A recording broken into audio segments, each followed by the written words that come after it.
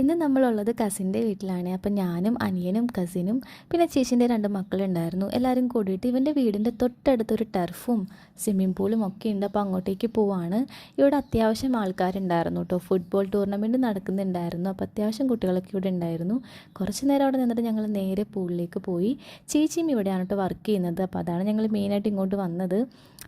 ഇതാണ് ചേച്ചീൻ്റെ 2 മക്കൾ. ഇവർക്കാണ് കേട്ടോ പോകണം എന്ന് പറഞ്ഞ് ഭയങ്കര ഒച്ചപ്പാടായിരുന്നു. അങ്ങനെ ഞങ്ങൾ എല്ലാവരും കൂടി പോകുന്നു.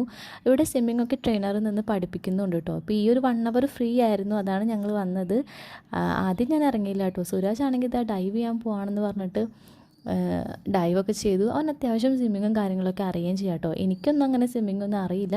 പിന്നെ കുറച്ച് നേരം ഞാനും ഇറങ്ങി. എന്തായാലും വന്നതല്ലേ എന്ന് ഓർത്തു. പിന്നെ ഞങ്ങൾ ഒരു 1 അവർ കഴിഞ്ഞ് വീട്ടിലേക്ക് പോയി. അപ്പോഴത്തേനും എന്താ ഗാസിനെ കഴിച്ചു കൊണ്ടുവന്ന് കുളിപ്പിക്കുകയായിരുന്നു. ബീച്ചിലേക്ക് പോകാൻ അവർക്ക് ടൈം ആയിട്ടുണ്ട്. അങ്ങനെ ഗാസിയുടെ ബെൽറ്റും കാര്യങ്ങളൊക്കെ ഇട്ട് റെഡിയാക്കി അവർ പോയി. അപ്പോൾ ഇത്രയുള്ള ഇന്നത്തെ വീഡിയോ. ടാറ്റാ.